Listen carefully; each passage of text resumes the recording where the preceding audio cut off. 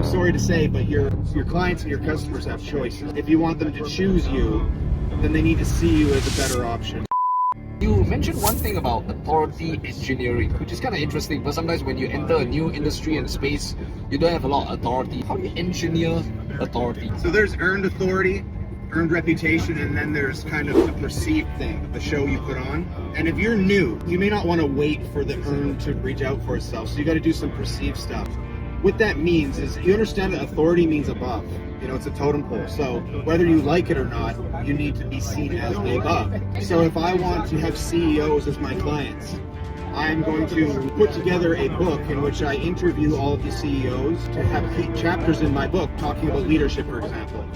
And because I'm the one that wrote the book, and they're little chapters in my book, and I wrote the introduction to it, and I say my piece, I now have authority, at least on a perception-wise, of having more authority than all these CEOs that I just interviewed to put in the book. But my point is, people are trying, everything through positioning, authority, they're trying to find their way to seem different or to seem special, when you never forget it's about doing things in a creative way that put you above.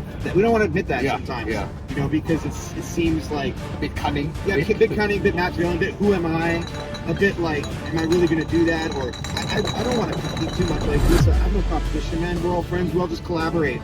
Well, I'm sorry to say, but your clients and your customers have choices.